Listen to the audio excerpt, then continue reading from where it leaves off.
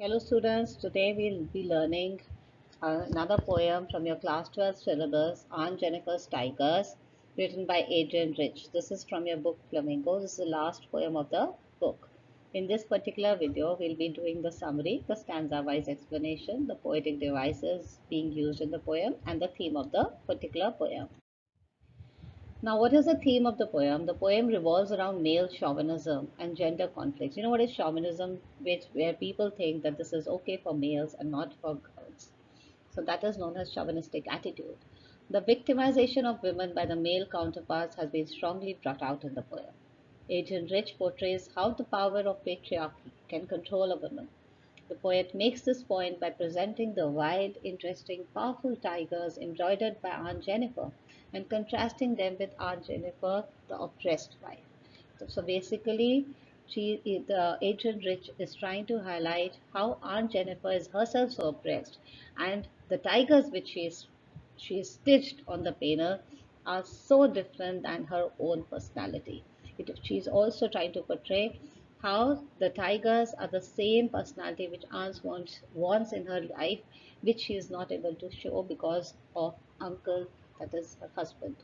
Anne could never be able to liberate herself from the domination of her husband and hence creates an alternative world of freedom, but can live in it only in her imagination.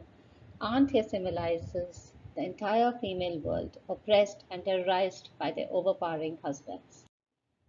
Now, coming to the summary. In the poem Aunt Jennifer's Tigers, Aunt expresses her suppressed feelings through her art. Aunt Jennifer is the victim of the male dominated society. She has no one in whom she can confide her mental and physical pain. She embroiders tigers to convey her deep, subjugated feelings. The speaker describes the tigers which Aunt produced for the panel. They are moving quickly by raising the front legs and jumping towards on their back legs. So basically in this sort of a position they are, in a leaping, pouncing position. In the green jungle they look free, bright, brave, fearless and magnificent. They are men sitting under the tree, but the tigers do not fear them. Generally, seeing the hunters, the tigers tend to flee from that place. But the tigers that Aunt has created, since they are stitched and not real tigers, so they are not afraid of anybody. So she is living a life of submissiveness to her husband's commands. Her acts are dominated by him, and she fears him constantly. This pattern of the free and fearless tigers reflects her inner desire to live a free and fearless life. So she, in her hearts of hearts, wants to be free, just like the tigers are. The tigers are also graceful, elegant, and bright. Aunt Jennifer's fingers tremble as she embroiders. She is old but still fears her husband. She does not enjoy the freedom to do anything as per her wish. She is scared doing the embroidery too and fears his wrath. Since the day she got married, she has been fulfilling the demands of her husband. The wedding ring on her hand is a constant reminder that she belongs to her husband. The burden of the demanding marriage has exhausted her. The torment will not end until her death. Even after her death, the ring will remain on her hand and she will never be free. On the other hand, the tigers that she has embroidered will continue to move around freely forever. Her desire of freedom and fearlessness will live on through the tigers that she has stitched. Now coming to the first stanza of the poem, Aunt Jennifer's tigers prance across the screen, bright topaz denizens of a world of green. They do not fear the men beneath the tree, they pace in sleek chivalric certainty. If you see the first two words, green and green, the last lines of the first two sentences, that is, last words, the screen and green have the same rhyming scheme, and tree and certainty have the same rhyming scheme. So the rhyming scheme of the poem is AABB. The meaning of denizens means inhabitants. In Hindi, we call it Nivasi. So the poet is describing Aunt Jennifer, who is doing embroidery on a panel. She has designed it with beautiful tigers which are running fearlessly in the green forest. She has described their beauty by comparing them with a precious yellow-colored stone known as topaz. Topaz is a stone which is known as pukraj in Hindi. It is tiger skin is also, it is yellow in color, and so is topaz, which is bright yellow in color. She says that they appear bright yellow in the green backdrop of the forest. They are fearless and they are not affected by the presence of men. Here we can see the contrasted behavior between the tigers and Anne. Though the tigers designed by her are fearless, but she herself is afraid of her husband. Further, the poet says that the tigers are proud and fearless citizens of the forest. They are very shiny and elegant. The tigers move about sleek, chivalric certainty. Sleekly means very elegantly, chivalric means very bravely, confidently, and certainty means confidently. So sleek chivalric certainty is an alliteration which has been used. Bright topaz is a metaphor because tiger skin color is compared to that of a topaz, which is a precious stone. When you say they do not fear the men beneath the tree, so the tigers have been personified as if they are humans. So just like humans are not afraid, so the tigers are also not afraid. They're shown as if human qualities into it. So it's personification. Their face in sleek chivalric certainty is another personification which has been used.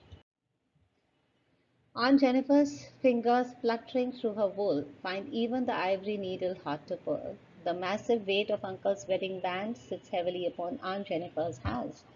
Here the poet describes the fear of Aunt Jennifer towards her husband. She says that while she is doing the embroidery, her fingers are quivering, shaking with fear of her husband. So thinking about her husband makes she trembles.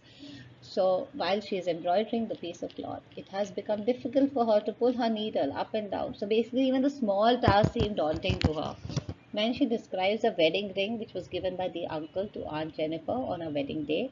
She says that it is a kind of burden for her to wear this ring. Generally, the wedding ring is very light in weight, but the poet has used the word massive weight for the wedding band, stating that she has been tortured by her husband so much that the wedding ring seems to be, which was generally be a beautiful gift for her, seems like a burden to her. So the weight of the marriage, weight of the burdens and responsibilities of the marriage has come along with the ring. That's why she is finding the wedding ring very massive in weight. She has faced so many difficulties in her married life that the little ring is described as a heavy band on her trembling fingers. The weight of the uncle's wedding band means the immense pressure that Aunt bears while fulfilling her duties as a wife. Now, if you see the poetic devices, fingers fluttering, so fur has been repeated, so it is an alliteration. Massive weight of uncle's wedding band. Generally, the wedding band, I told you, is very light, but here it is talking about massive weight, as if something is very exaggerated form, so it is hyperbole. Find even the ivory needle hard to pull. So basically, she is not able to do the small little tasks, which are very normal for anybody. So this is again an exaggeration which the poet has used. So the poetic device used is hyperbole. Coming to the last stanza, when Aunt is dead, her terrified hands will lie, still ringed with ordeals she was mastered by. The tigers in the panel that she made will go on prancing, proud and unafraid. So the final stanza is based on Aunt Jennifer's imminent death. The poet says that even her death will not be able to liberate Aunt Jennifer from the ordeals that overpowered her during her life. The clutches of tradition and patriarchy are so strong that Aunt will not be relieved from them even after death. Aunt's death is symbolic of complete submission to her suppression and her state of hopelessness. So basically, she is not dead, her spirit is dead. However, her creative expression, which offered her escape from her dominator status and exhibited her inner sense of freedom, will stay forever.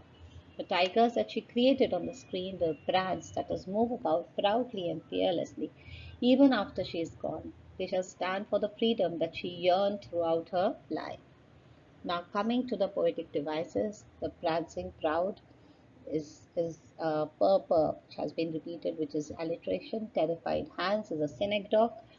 Her terrified hands, if you see that this line, this her terrified hands will lie still ring with audience. If you see, there is no pronunciation mark after lie. So it is continuing in the second line. When this thing happens in any particular uh, poem, in any line, so the figure of speech uses in Jambrand. Same way in the third line of the stanza, the tigers in the panel that she made will go on prancing. Till prancing, there is no punctuation mark, so the poetic device used is in Jambrand. So there are a lot of symbols also which have been used in this particular poem. So here it says, tigers a symbol of terror and oppression, freedom of spirit, Aunt Jennifer dreams of but never enjoys. Bright topaz is bright yellowish brown color of tiger's skin. There is another symbol that is fluttering wool. It talks about excessive oppression of Aunt. Another symbol, uncle's wedding band, which is talking about the suppression of women in matrimony, that is marriage. Ringed with ordeals, symbolic of struggles and suffering of Aunt Jennifer. The embroidery is symbolic of her creative expression. Green is a color which symbolizes vitality and life, vigor. Aunt Jennifer is a typical victim of male oppression. Now, I hope you've understood the poem. If you really like this video, please like, share, or subscribe to it. Thank you. Happy learning.